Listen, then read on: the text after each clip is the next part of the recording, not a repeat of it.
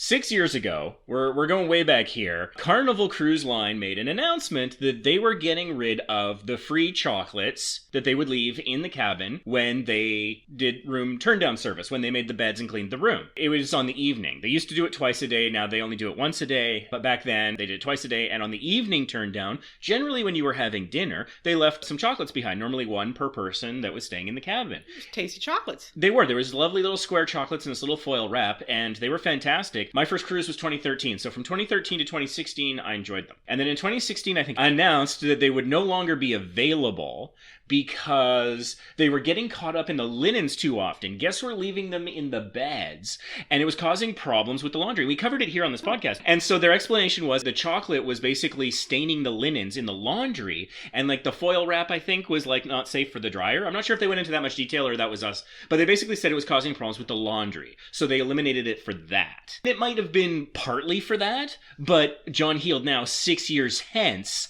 has finally stated the real reason that they took the chocolates away from Carnival Cruises. And here it is verbatim. He says, to his recollection, $2 million savings, and that money was used to put Guy's Burgers on every ship. That math doesn't math.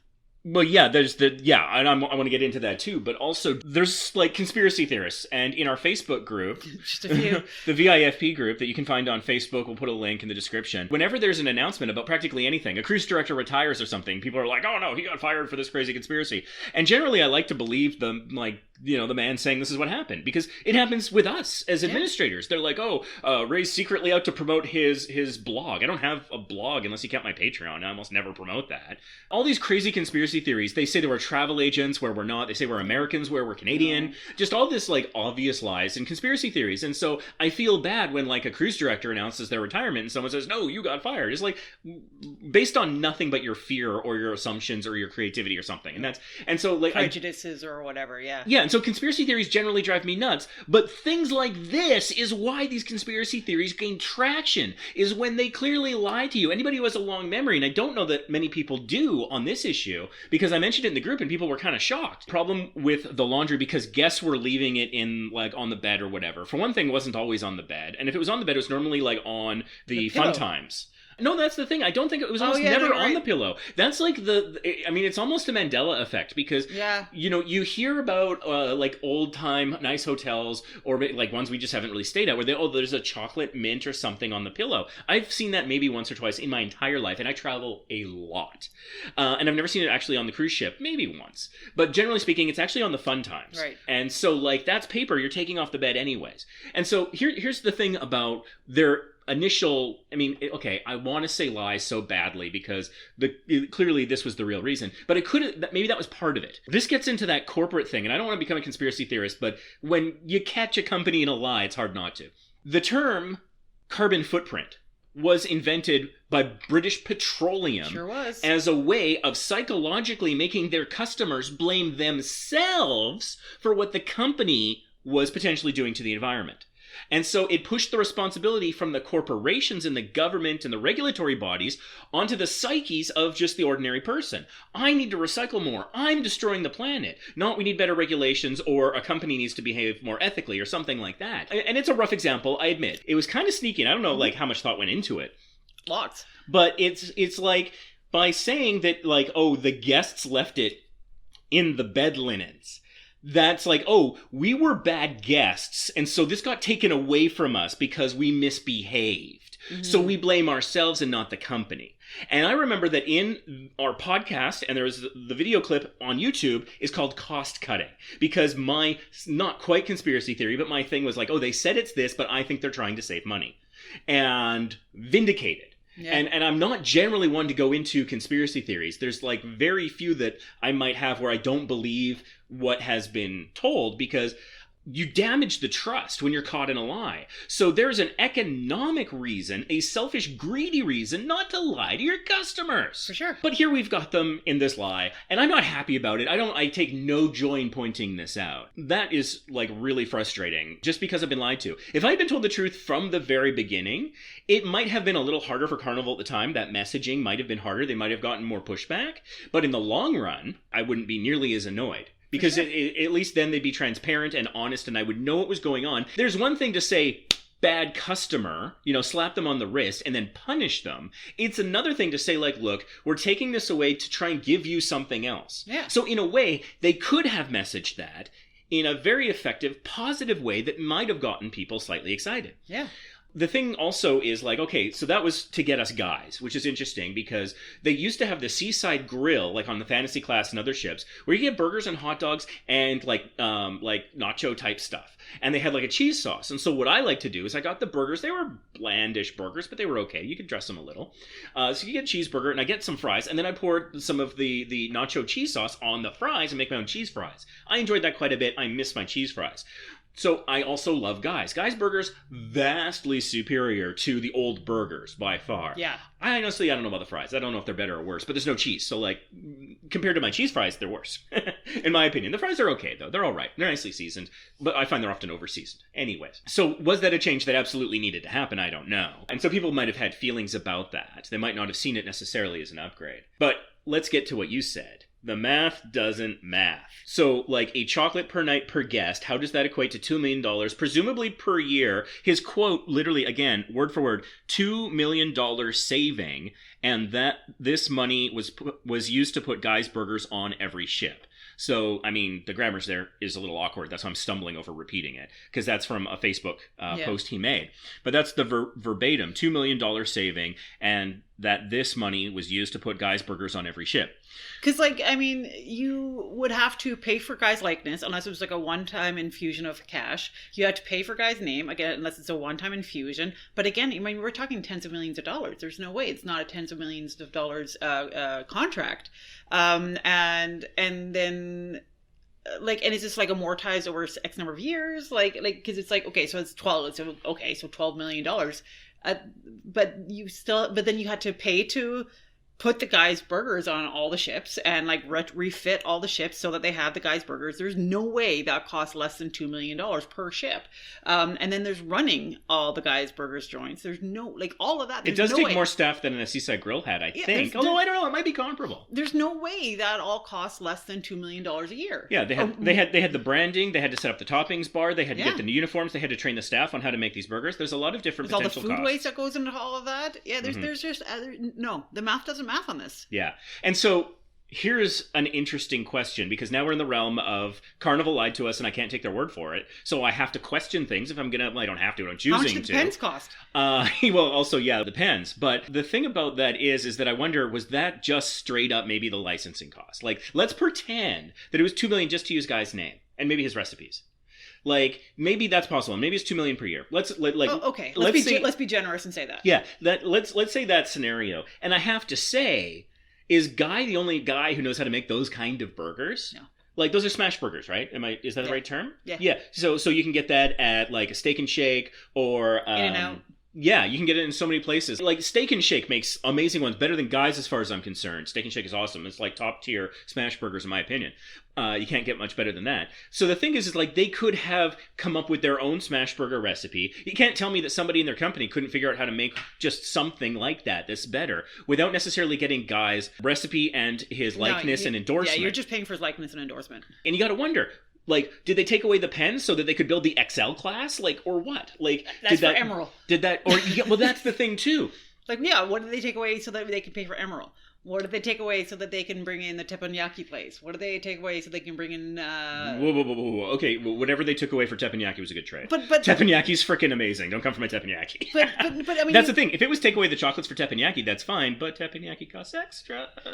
Yeah, so it's this is a little sus. I mean, I guess if I'm a shareholder, I suppose I'm glad that you're not spending my dividends on the thing you're supposed to be spending my dividends on. But as a non-shareholder, I'm kind of peed off by that. And to me, what really annoys me is just the fact that they didn't tell the truth. Yeah, like and that they kind of tried to put it on the shoulders of their guests. Yeah, like just that's what really bothers me. The fact that they made that choice. I mean, is having Guy's Burgers instead of Seaside Grill worth losing the chocolates? That's a difficult question. And so I put that question to you. Let us know. Hit us up in the comments if you think that was a fair trade, a trade you were never asked about in advance, by the way. We could have a conversation. But I'm curious for the audience, like, do you think that that's a good trade-off? Because I don't know how I feel. Because if it's trading off the whole thing, then yeah, okay, that sounds like a pretty good trade-off.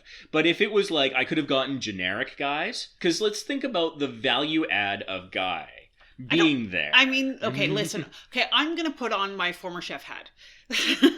I don't think that there's really much. I mean, maybe it's different for the American audiences, but I'm sorry. He's not a very well-respected chef amongst chefs. Maybe not celebrity. Maybe it's different for celebrity chefs. You watched his show literally yesterday. Yes, I did. Specifically because he was in Seattle and there was nothing else on TV, and we were driving through Seattle. You did go. You did cycle through all the channels like 3 times before giving up and watching Triple D. Yes. So I mean, as someone who used to train to become a chef, I'm certainly not an expert. And let me be clear. I do enjoy Guy's Burgers. I make a point. Like it's like one of the first things we do when we get on the ship is we get a Guy's Burger, I get a rum punch, and I'm happy. And we'll get a couple more Guy's Burgers. Ray almost every day gets a Guy's Burger. Well, no, not that bad. Not anymore. But more commonly than the other people I travel with. Yeah, yes. and I'll probably like once or twice throughout the rest of the cruise, I'll probably get another Guy's Burger or two, and that's fine. I enjoy Guy's Burger. Don't get me wrong. I love me a smash burger. Smash burgers are great. Yeah. Do I like it because it's Guy's? No, I like it because it's a smash burgers. Will I care? Will I care if it's generic man's smash burger, generic lady's smash burger? If they just called it Carnival Smash Burger, I'd line up. Yeah, like it doesn't change the math for me. I didn't really know much about Guy before that, and I didn't really. And it wasn't the Guy thing. It was like, hey, there's new burgers. If you had just said, oh, we're not giving you your chocolates, but here's a smash burger place that you get instead, I'd be like, aye, cool. But if it's like you're not getting your chocolates anymore, but instead you get to, it felt like something was just being taken away. And like there are studies, psychological studies, like loss aversion hurts more. Yeah. When you feel like something's being taken away, and so something's being traded is different than being taken away. And I also just think about, what about the people who, and I don't know how many, because you can get a vegetarian burger, and I'm not sure about like gluten-free options, but you could probably have it without the bun. But I'm just thinking about like, what about the people who could have the chocolate but can't have the burgers? Exactly. Like, are there people like that? I don't know. Oh, 100%. So, because you can get vegetarian, but yeah, celiac, I don't know. But and so like that's just. Oh yeah, no, there's way more people that can have chocolate than can have Guy's Burgers. And actually, chocolate is a digestive aid, and so I wonder, I think I sleep better if I have a little chocolate after eating because it helps with the digestion, and that sort of thing. So that's when I first started with my Ozempic and I was having a hard time eating anything, I was like, I just had like dairy milk chocolate just living with me everywhere I went because I needed that to settle my tummy. Yeah. So here's my suggestion, Carnival. Because thinking about like the value add of Guys, like they've got that video playing constantly. And I hate it. Oh my god, the video. Like, I never really enjoyed it, and it was kind of obnoxious. I kind of watched it once through because I'm just waiting in line. If I could never see that video again, I'll be happy. Yeah, like I hate that video. It's like corporate propaganda. It's weird. Well, there's that too, and that's also part of the weird thing, because he's like kind of telling you how to make it yourself. So it's kind of like, all right, you're kind of taking away the mystique of it, I guess. And so like all the more reason, like, do we need Guy for this? I think about George Lopez. Because originally it was George Lopez Presents the Punchliner Comedy Club. Yep. Or George Lopez's Punchliner Comedy Club. Something like that, yeah. It had his likeness, his name, his picture, and then it just went away. The comedy club stayed. And no one noticed. But George Lopez disappeared. I mean, people noticed. They didn't care. Yeah. Because it wasn't a value add. What did George Lopez bring? I mean, I guess he brought a name. And, like, there could be some marketing side of that. Like, oh, you get to announce a big name, and maybe fans of his or whatever might think, oh, okay, try it out. And so when it was the George Lopez Punchliner, they had the screen come down, and there was a video where, like, if it was for the adult show, he'd tell the kids to get the F out. And if it wasn't, then he'd just say, hey, it's a family-friendly show or whatever. So you got the introduction from him on a video that, again, if you went more than a couple times, you pretty much memorized pretty fast. Like, I could probably years later perform it for you right now pretty much verbatim without prompting or preparation. I'd rather not. But that went away, and so did his like silhouette or whatever and his name. And so what did they do? They got the manager of the comedy club to go up and do introductions. And so you get people like Jeff the Fun Dude up there doing warm-up and jokes, and then you get some variety because you get one kind of comic, the manager, who's kind of branching out into comedy. And so some of their stuff was kind of rough, but it was raw. And the thing was it was always a little different from the performer that followed them. And so it's a great appetizer rather than the same video you've seen 100 times before. And so I think that taking George Lopez out of the Punchliner, initially I was like, hey, what happened? But honestly, made it better. Yeah, I mean, I like Lopez a whole lot more than I like Fieri. Yeah. But I'm just talking about like the value. Yeah, no, add. 100%. Where's the value? Because I don't add? think I actually noticed, honestly, when it stopped being George Lopez's punchliner. And the only reason I noticed is because I went so early to get like seats, and like I don't buy the internet, so I'd be like, oh, he's not there because I have time to notice. But I'd be like saving seats from people, and I never saved like seats that didn't get used. It was coordinated. It's kind of interesting watching these managers. Work on their tight 3 because they would have like a tight 3 to work on. It wouldn't be a tight 5. And sometimes they would fall flat on their faces. And sometimes that's funny in its own sort of Mike Bullard way, like a good like dead audience joke, Yeah, but then you can kind of watch them kind of get a little bit better throughout the rest of the cruise because it can kind of feel out the audience because it's usually the same people going over and over and over again, right? And if you see them on a subsequent cruise as well, you can really see that development. Yeah, and so... Yeah, I definitely you're right. That was a value add. I don't know that. Putting Fieri's name on Smashburger it's not a value add. So if you take the name away, you take the likeness away, and you take those god-awful videos out. For one thing, you don't have to be powering that TV running constantly, so a little power savings and good for the environment there, hey? Which you're committed to sustainability, I hear. Yeah, exactly. I mean, they're under so much trouble with that. Putting that aside, that's a whole much bigger issue that I'm not prepared to get into. No. But, so, like, save a little money on that electricity and maintaining that thing, and the power consumption, that's a minor thing. Really just stop irritating the guests and noise pollution. And take his name off of it, and then the problem I think you run into is you probably couldn't use his recipe. So you need some other kind of smash burger, but then something a little new. Yeah. Mix it up a little. I don't know. Put a little cheese in there or something. Call it different. I don't know about that. But I think coordinate with one of your chefs that are on the ships already that knows how to make a good and bring up some of these not an executive chef but one of the other chefs that are under the executive chefs with the Carnival line and have them come up with a menu for a smash burger. It's a smash burger. I'm sorry. There's not a whole lot of. I mean, yes, there are some complexities with making a smash burger. They're not using like nitrous oxide back there. No. It's not like I mean, there is a certain degree. There's no nuclear reactor running the. I mean, there can be a certain degree of complexity with what kind of are you using? Seasoning and are timing you using and... like a 70-30, 80-20, like what kind of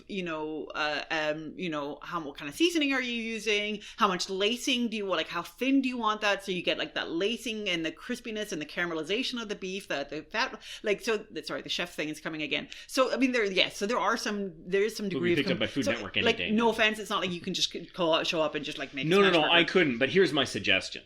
So my suggestion for Carnival is, and I don't know how like long term that contract is, but at the first exit opportunity not to renew, I would suggest not to renew, and you rip that stuff out, change the name. But here's my suggestion: what you do leading up to that is, I think what you should do, Carnival, and you can have the suggestion free of charge, have a contest among your staff, among anyone, any Carnival employee, call center employee, captain. Anyone who's got their own kind of burger recipe, and have a contest to who in Carnival can make the best burger, Carnival's best burger, right? Yeah. Do that. And have a reward. Right there. Have a reward for the people who incentivize it, so that you give something more to your staff and give them an opportunity to shine and do that sort of thing. And then when you have like finalists, have it like a half dozen, top 10 something, maybe not too many because there could be some challenges, but then make that available to guests to vote on. Have let's say that you have, I know Carnival says they always sail full, but I'm starting to question Carnival's truthfulness after this. Let's say that you've got some ships that aren't sailing totally full. Make those the ships where you can go try the top 5 employee inspired created burgers and vote for what ones make it to the final menu on those ships. So then maybe Food Network fans, the people who are interested in this kind of thing, who it could be an interesting promotion that could cost you, I think, relatively low cost versus, say, $2 million. And then they can go try the finalists, have a way to vote. In the app would be cool. That takes programming. Paper, pencil and paper. You got it for trivia. You got the pencils and the paper for trivia. Just bring back the pens. That'd be nice. We missed the pens. And then once it's all voted on, then you can have a big splash by having them across the fleet. The infrastructure is going to be there. You might have to tweak your supply a little bit if you need different spices or something, but I think you could do that, and then you kind of have that improvement like the Punchliner experience by kind of ending the relationship with George Lopez. Don't get me wrong, I am not opposed to sponsorships. We're open for sponsorship here, give us a call. But I think that it's not necessary, and so, like, if the $2 million just is going straight into Guy's pocket, I don't know the guy needs that money. Yeah. But I think you've probably got some amazing burger cook chefs, something in your fleet. 1,000%. On land. Several. In accounting, who knows? Call center, yeah, anywhere. And so that's what I would suggest: have some method for them to submit it, have a way of calling the finalists, and then have on underperforming ships and underperforming markets. That's where you launch them, and people can vote. And then the finalists, you get a selection on a menu that you find fiscally viable long term for supply chain and training purposes, because you don't want to have too many things, because that gets really costly and confusing. Yeah, and you end up not doing them very well. And that I think it would be the way forward. And then bring back the chocolates. Please. No, I think that's a fantastic idea. It would generate a lot of goodwill. Like, customers would have some input into, like, that voting part. I think some people get really excited about that. Influencers probably talking about For it, sure. filming themselves trying all the burgers. Heck, we'd do it. I mean, I genuinely think that people would book cruises on these underperforming ships specifically so that they can take part in this contest. That's what I'm saying. And so, yeah, I strongly think that like sailing out of, I don't know, Mobile, when people would, like, never, who were like, oh, I always sail out of Long Beach. Oh, but, if I sail out of Mobile, I get to check out the contest. So yeah, the guac burger. Yeah, something. That Felipe came up with. Yeah, or something, Yeah, and so, I think it's a fantastic idea. Because the thing is, like, Carnival, you got caught in a lie.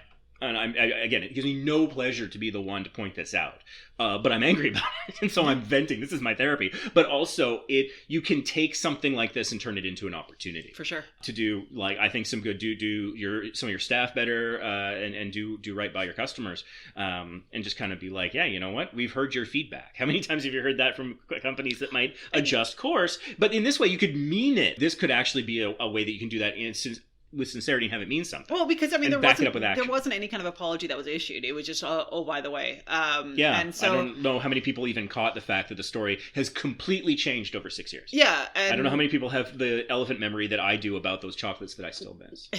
I mean, and here's the thing. Dog with a bone. Like, I don't even know that they were necessarily especially good chocolates. I mean, they must have been. But and that's the other thing, too. If they were good and expensive, get cheap chocolates.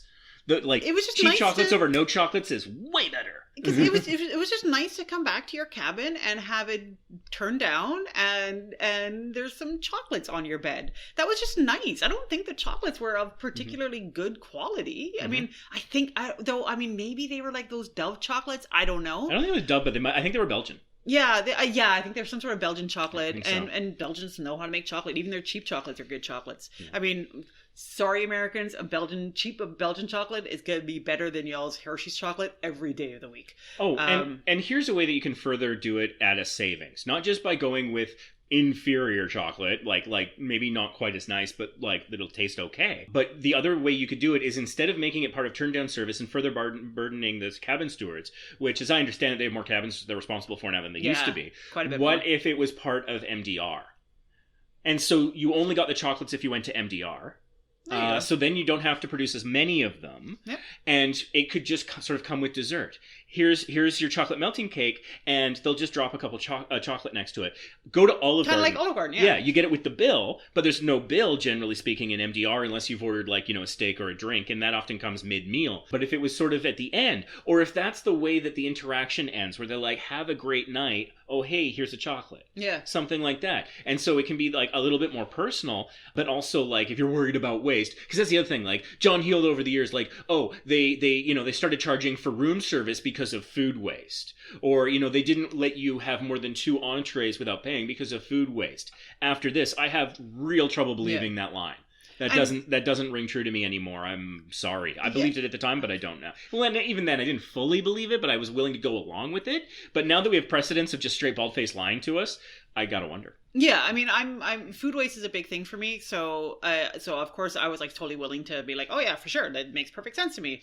But yeah, no, you're totally right. But again, they're blaming the customer to save money. You're totally right. You're wasting too much food, so we're going to start charging you money, and we're all just happy to take it? I don't know. No, you make a very, very solid point.